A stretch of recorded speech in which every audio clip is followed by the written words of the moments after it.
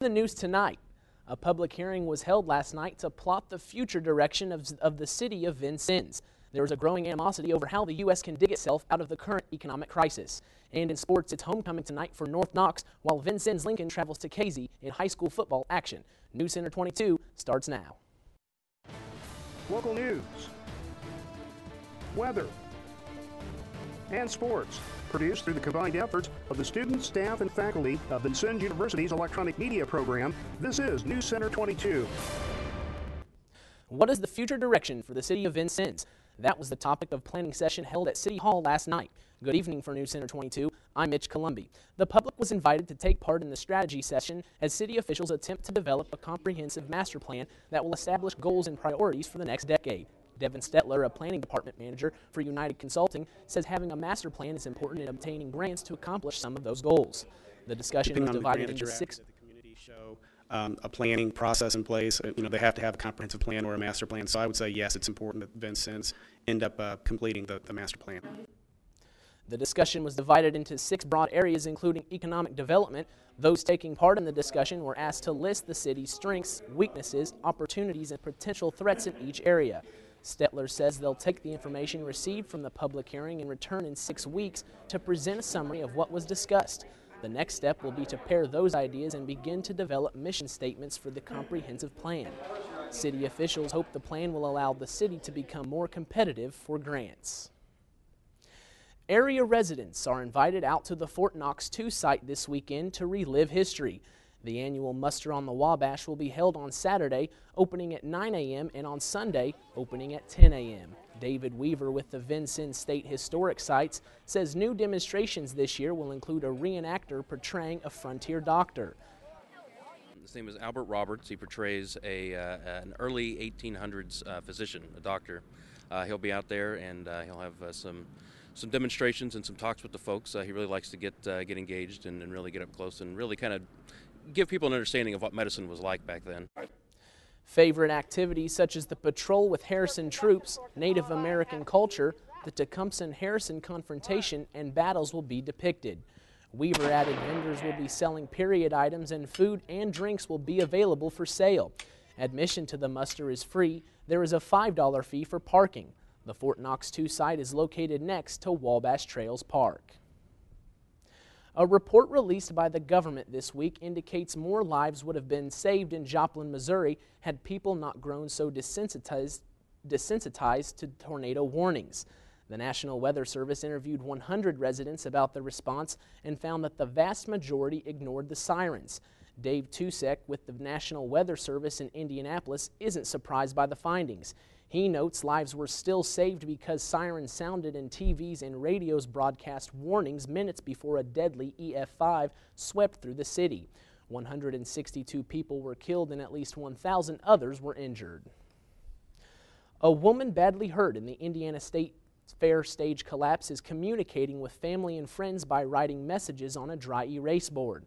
They say 30-year-old Andrea Vellinga of Pendleton began gradually waking up last week from the coma she had been in since suffering severe head injuries in the August 13th collapse. Friend Kendra Stock tells the Herald Bulletin of Anderson that she cried with joy when Vellinga recognized her and wrote her name on the board over the weekend. Steve Voss says his daughter's writings don't always make sense and she can't speak yet because of a tracheotomy. She's been in an Indianapolis Rehabilitation Center for the past couple of weeks. Electric rates in Indiana could go up 20% by 2017. The prediction is made in the latest Indiana electricity projections by Purdue University. Douglas Gotham, director of the State Utility Forecasting Group, says there are 3 reasons why we should expect rates to go higher. One is the cost of meeting environmental rules. Another factor going is the cost of new generating units that are under construction. The third is retrofitting existing plants to extend their life cycle. Electricity demand in Indiana is expected to rise about 1.3% a year during the next 20 years. That is about half of what we usually see. Forbes.com lists 4 Hoosiers among the top 400 richest people in America. Gail Cook, the widow of the late Bill Cook, is the wealthiest Hoosier, ranked at 96th with a net worth of $3.4 billion.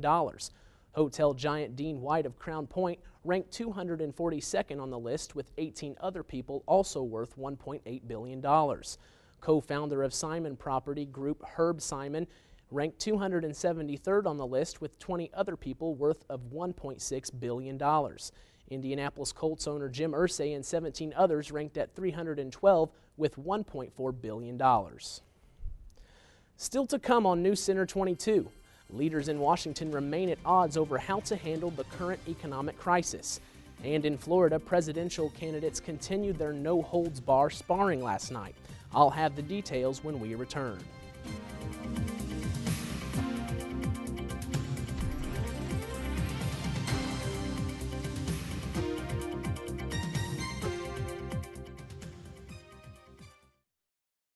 Coming up this week on WVUT's 22 magazine, fundraising for this year's United Way campaign is underway.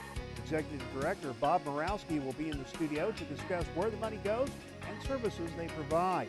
Then in our second segment, Pat Hutchinson with the Vincennes Education Foundation talks about the group's mission and a pair of fundraising events coming up later this month. That's the next time on 22 magazine, Saturday night at 7:30 on WVUT. Vincennes University is unbelievable because we are about making sure our students succeed academically, socially, personally, and I think that we go above and beyond to make sure that happens. VU is unbelievable because of the people, and that's staff, students, faculty, and all of us in it together. It's a very encouraging place, a place of possibilities, and that's unbelievable.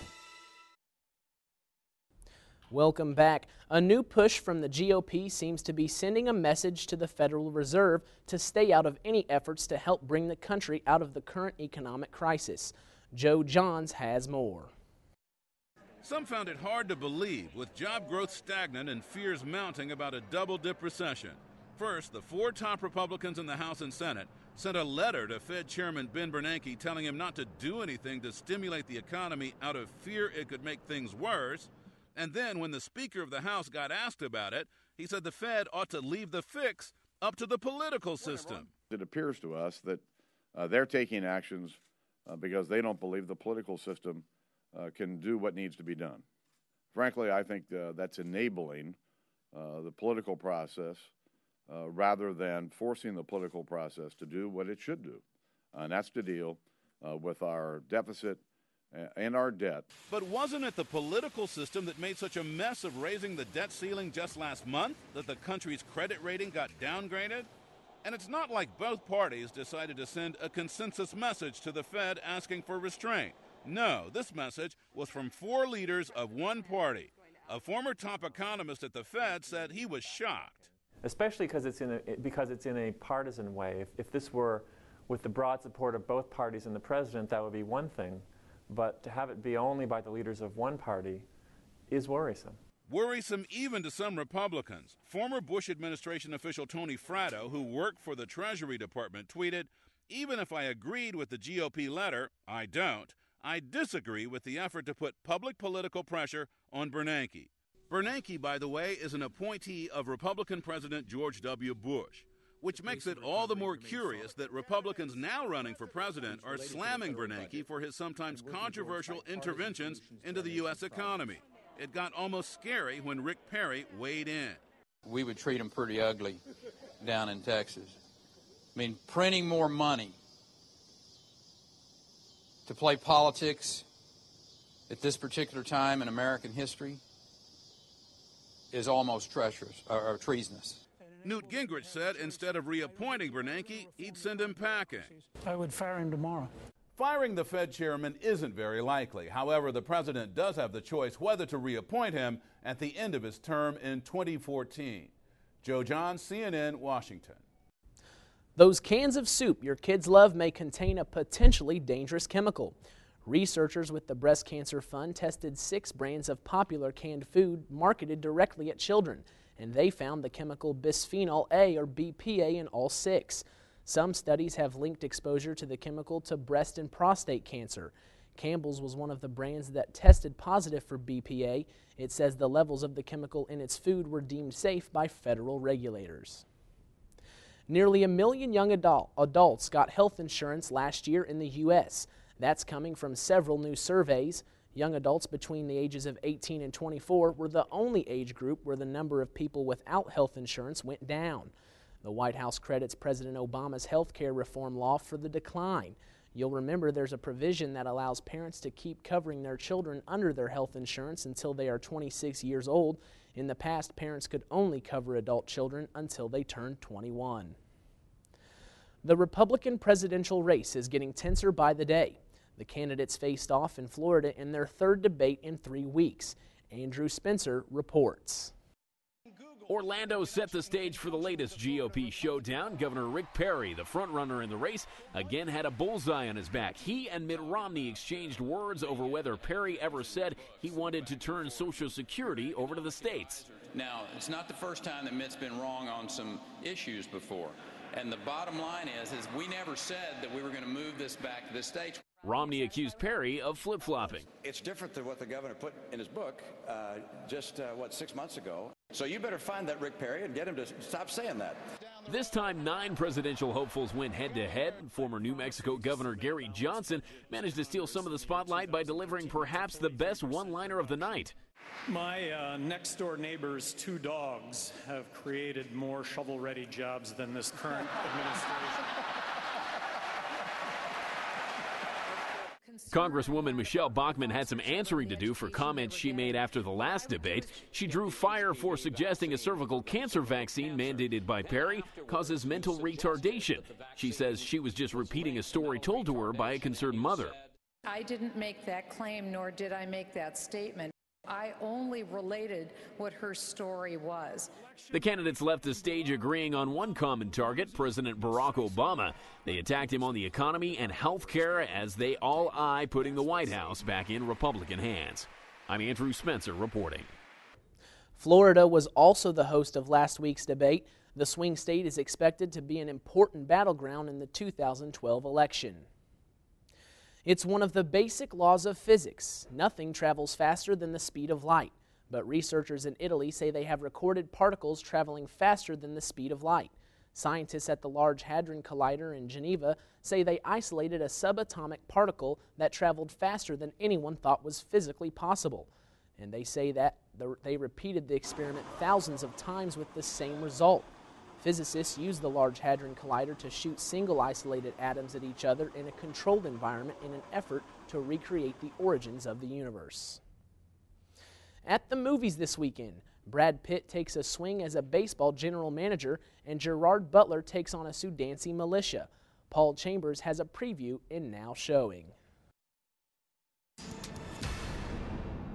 Moneyball tells the true story of Oakland A's general manager Billy Beane, who hoped to defy the odds by building a winning team on a budget. You're discounting what scouts have done for 150 years? Starring Brad Pitt and Jonah Hill, Moneyball is rated PG-13.